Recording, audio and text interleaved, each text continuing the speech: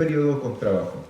No hay ninguna otra filial en todo el país que esté dejando su cargo, o en este caso con una actividad, incluso ni siquiera la directiva nacional. Entonces, en ese sentido, yo creo que es bastante loable porque habla del empeño y trabajo y responsabilidad que han propuesto en este caso para contribuir al gremio. Siempre se puede hacer mejor, puede que puedan recibir críticas de gente que es detractora a su posición, pero lo que no les pueden criticar jamás es el trabajo y la responsabilidad con la que asumieron en este caso el cargo, que habla bastante bien de ustedes. Y respecto al tema que voy a presentar hoy, habla sobre dos conceptos que en realidad responden a la necesidad mía, prácticamente, ¿cómo decirlo? Es algo en lo que me he autoformado, jamás alguien me lo ha enseñado y prácticamente generó curiosidad en mi proceso de formación de pregrado, el cómo no se hablaba de estos temas siendo el rol importante que tenían. Por ejemplo, la misma soberanía alimentaria, en la cual el año 1996 la vía campesina lo pone en el tapete respecto a cómo los sistemas alimentarios estaban actualmente en crisis y necesitábamos soberanía alimentaria, y desde ahí en adelante se ha dado un trabajo y que por parte de nuestro gremio no ha sido tomado en cuenta como algo principal, pero que esta misma jornada es un arma de doble filo, porque de ahora en adelante prácticamente va a ser una responsabilidad de la filial Concepción seguir trabajando con este tema, porque no puede ser esto un hecho aislado, sino que se debe tomar con responsabilidad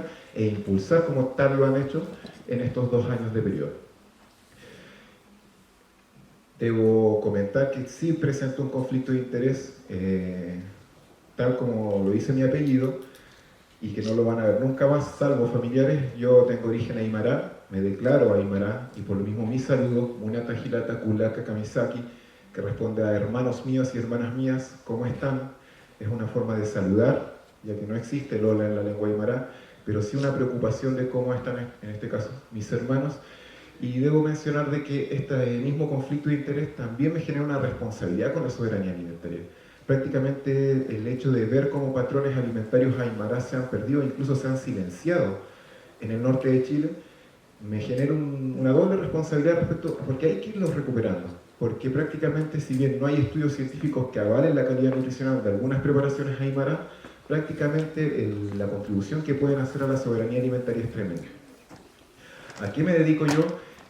Por mis estudios tengo generalmente más fascinación por la ciencia básica, me gusta la investigación, quiero desarrollar una carrera como investigador y específicamente generando evidencia a nivel de ciencia básica respecto a la contribución de la microbiota intestinal en nuestra salud, así como también su rol en la enfermedad. Y en estos momentos me encuentro en Temuco realizando docencia y específicamente formándome con un investigador en Temuco que trabaja sobre la relación de microbiota intestinal y enfermedades cardiovasculares. Sin embargo, mi curiosidad va directamente con los trastornos mentales, específicamente el trastorno depresivo mayor, que es lo que yo quiero ligar. Y respecto al tema específico de hoy, en cómo los alimentos fermentados podrían contribuir a la soberanía alimentaria, he dividido la presentación en estos 3 tópicos, que vendrían siendo las definiciones e implicancias en salud. Aquí vamos a detenernos un poco sobre el rol de la microbiota intestinal, ya que no podemos hablar de la importancia de los alimentos fermentados si no entendemos la importancia de la microbiota intestinal en nuestro desarrollo, tanto fisiológico como fisiopatológico. Luego, cómo estos alimentos podrían ayudar al establecimiento real de soberanía alimentaria, para finalmente determinar el rol del nutricionista frente a esta situación, frente a cómo el auge de los alimentos fermentados, así como también los distintos descubrimientos sobre la microbiota intestinal. Y antes de comenzar, es que les quiero realizar una pregunta respecto a qué sabemos de los alimentos fermentados. Por ejemplo, ¿qué piensan de este alimento o producto dependiendo de su origen? Que lo conocemos actualmente como salsa de soya. Por ejemplo, si llega una persona que dice que utiliza la salsa de soya todos los días en su cena, en una cantidad, 2 cucharadas, por ejemplo, para alinear o agregar más sabor a sus comidas, ¿qué pensarían ustedes? ¿O qué recomendación le darían? Que tiene una gran cantidad de sodio y que tiene un aditivo alimentario, por ejemplo, conocido como glutamato monosódico.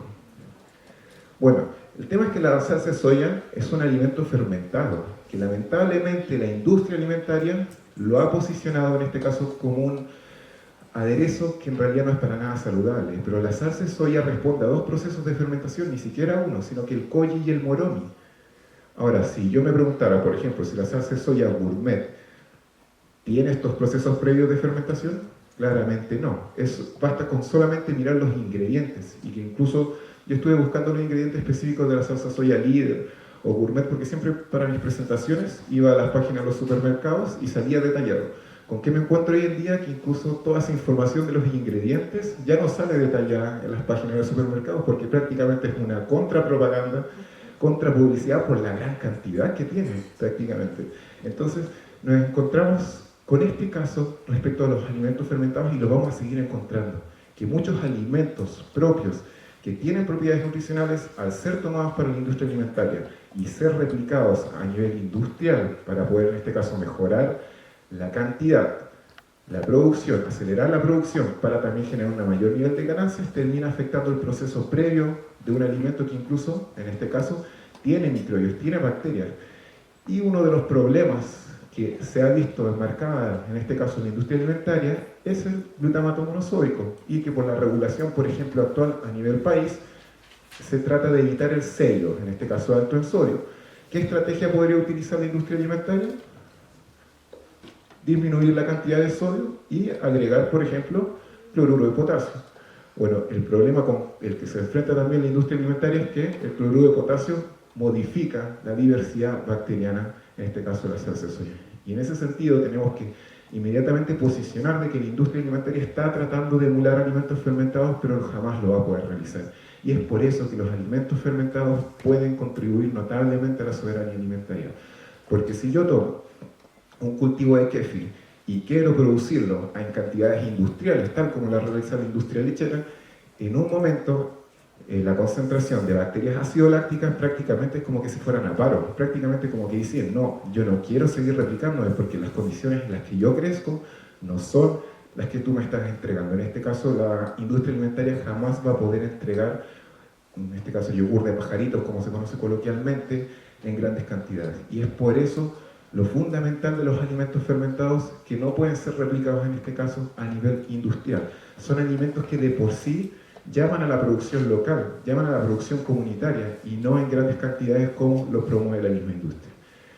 Y en ese sentido, con la salsa de soya es un ejemplo icónico que jamás podríamos recomendar que una persona añada salsa de soya a sus alimentos, incluso si es con cloruro de potasio, porque la cantidad de aditivos alimentarios no lo hace una muy buena opción, por ejemplo, frente a cualquier otro ingrediente que podríamos conseguir en una feria local, por ejemplo, como orégano, aymara, que tiene bastantes propiedades, frente al orégano gourmet, que uno lo huele y prácticamente ni siquiera tiene olor, ni siquiera tiene sabor. Muy diferente al orégano que cultivaba mi abuelo en el altiplano, en este caso en la primera región, o también conocido como región de Tarapacá, que tiene un valor agregado no solamente por el arraigo que tiene frente a mis raíces, sino porque organolépticamente no se puede comparar al que venden en el supermercado, por ejemplo. ¿Y qué entendemos por alimentos fermentados? Como alimentos y bebidas también, que generalmente se definen como productos fabricados por organismos microbianos y conversiones enzimáticas de componentes principales y menores de alimentos. Estos productos han sido desarrollados por todas las culturas del mundo, porque debemos considerar que uno de los beneficios que tiene es que aumenta la extensión de la duración, en este caso, del producto.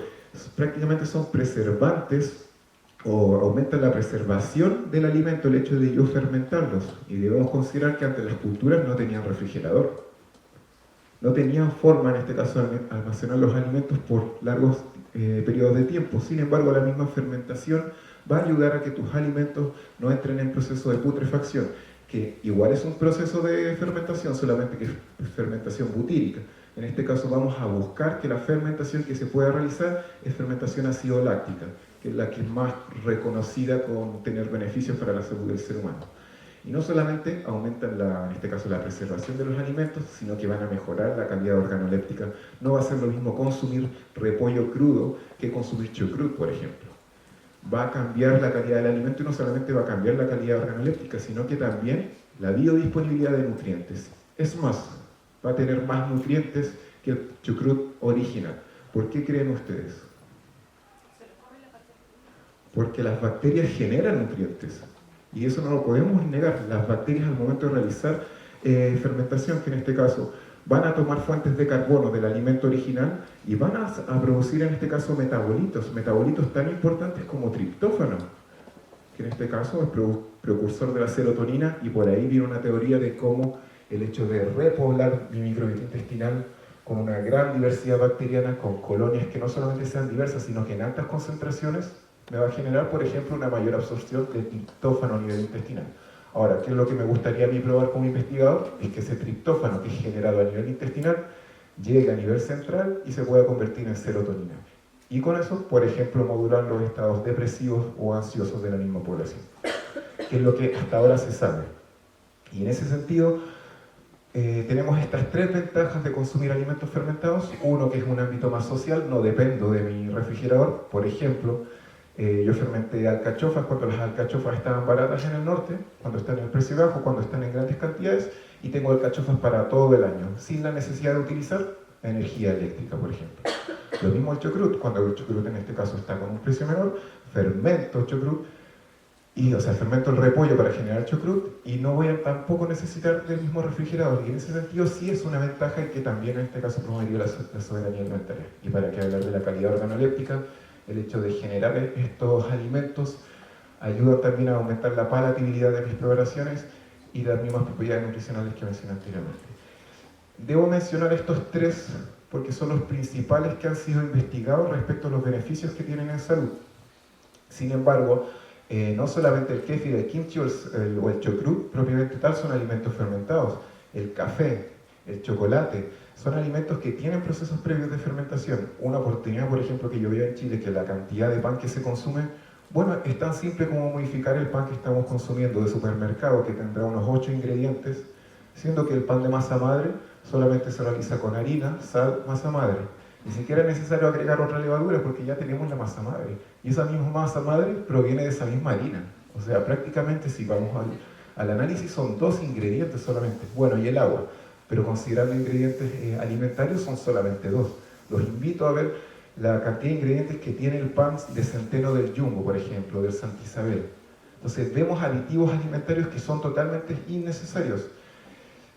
A mí no me gusta mucho hablar de la FDA, confío más en la EFSA, que es el símil, pero de la Unión Europea, en que hace 2 años llama a un panel de expertos a evaluar todos los aditivos alimentarios que se están utilizando hoy en día, ya que han sido reconocidos propiedades negativas que podrían, por ejemplo, afectar a la microbiota intestinal, que es algo que está, bueno, posteriormente vamos a ver el análisis histórico que yo propongo de la microbiota, que tiene que hacer repensar todos los patrones alimentarios que antes veíamos como saludables, como por ejemplo sacar el azúcar de la mesa y colocar un edulcorante como sacarina, que hoy en día jamás recomienden sacarina a una persona que es diabética. Prácticamente están ejerciendo el efecto contrario a que incluso consuma azúcar no industrializada o en pequeñas cantidades.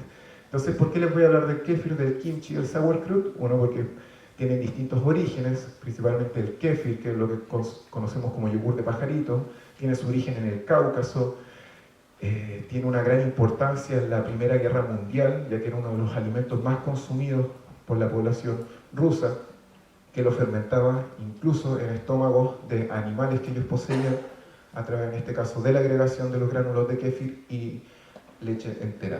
Luego tenemos el kimchi, que es una mezcla de distintas verduras provenientes de Corea, principalmente col rizada, col china, y tenemos luego el chucrut, que en este caso no solamente se puede realizar con repollo, sino que también con col blanca. Todos estos alimentos, y bueno, debo mencionarles el pan, la de masa madre, el café, el chocolate, la cerveza, el vino, son alimentos fermentados y que van a tener, en la teoría, beneficios sobre nuestra microbiota intestinal porque todos nos aportan bacterias. En ese sentido, no son alimentos inertes, no son alimentos que la industria alimentaria nos podría ofrecer porque la industria alimentaria tiene procesos térmicos previos a la puesta en venta que van a influir en que no haya un crecimiento óptimo para estas bacterias. Bacterias de diferente tipo dependiendo del tipo de fermentación, por ejemplo el kéfir, que incluso puede ser modificado. ¿A qué me refiero con que puede ser modificado dependiendo de quién lo prepare o las condiciones en las cuales lo prepares? Por ejemplo, el kéfir, si lo fermentas en este caso entre 12 a 24 horas, va a tener una concentración más alta de lactobacillus. Sin embargo, posterior a las 24 horas, en condiciones ideales, empieza a disminuir la concentración de lactobacilos y empieza a subir la cantidad de acetobacter. Esto no solamente va a influir en la composición bacteriana del kéfir, sino que también en el sabor. Y por lo mismo, si vamos a entregar kéfir a niños, lo ideal es comenzar con un kéfir que no fermente tanto tiempo, o no exponerlo a grandes cantidades de calor, ya que también el frío va a generar que la producción de colonias sea mucho más lenta. Ahora, con el tiempo lo ideal es ir tolerando el sabor ácido de estos alimentos.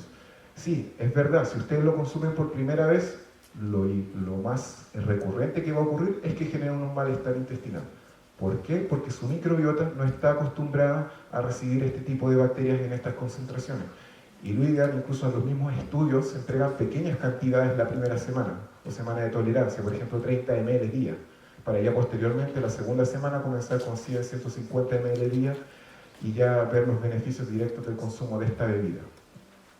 No solamente se puede preparar con leche de vaca propiamente tal, también con algunas bebidas vegetales. Lo interesante es que no crecen las mismas cantidades, o sea, el tipo bacteriano que crece es muy distinto, no es el mismo filo bacteriano que crece. Por ejemplo, con bebida vegetal de soya.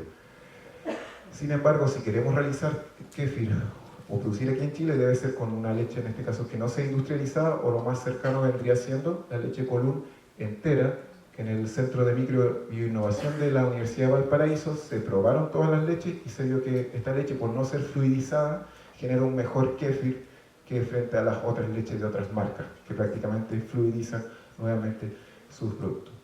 Todos van a tener en este caso bacterias y van a contribuir a una microbiota intestinal saludable. En este caso van a contrarrestar la disbiosis intestinal.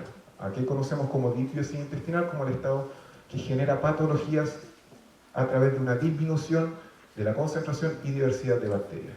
Ahora, ¿quiénes pueden generar disbiosis intestinal? Ya está demostrado que tanto edulcorantes, pesantes y gelificantes alteran la microbiota intestinal a través de, por ejemplo, la modificación del pH, siendo el pH uno de los factores más críticos de la concentración y diversidad de bacterias.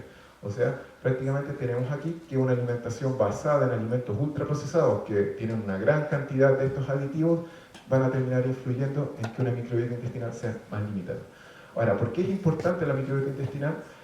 ¿O cómo se determinó su importancia? A partir de estudios a principios del siglo, en este caso XIX, se entregaba, por ejemplo, en el agua a ratoncitos trozos de carne que en este caso habían sido triturados y en este caso consumir carne que no tenía ningún proceso de putrefacción, el ratoncito seguía viviendo. Sin embargo, cuando se entregaba carne en proceso de descomposición o en este caso con una fermentación butírica, o sea, sabíamos que había una mayor concentración bacteriana, los ratoncitos morían.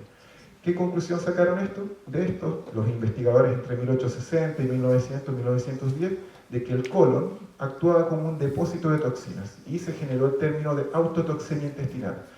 ¿Qué se decía en la época? Si el colon es, en este caso, responsable de producir estas muertes, saquémoslo, extracción de colon. Y en algunos casos sí había minoración de los síntomas, en este caso mentales o gastrointestinales, en realidad no era una muy buena técnica. Y tuvieron que pasar algunos años para que el hecho de generar un cierto protagonismo del colon como depósito de bacterias no sea tomado en cuenta de que si mi colon no es saludable, sacarlo, sino que modificar las bacterias. Y él, quien lo propone, el padre de los probióticos, premio Nobel en 1908 de Fisiología y Medicina, Ilya Mechnikov. Entonces tenemos en 1900 el colon como depósito de toxinas, en 1916 Ilya Mechnikov dice no hay que sacar el colon, sino que hay que modular estas bacterias, preservando las bacterias que son beneficiosas para mi salud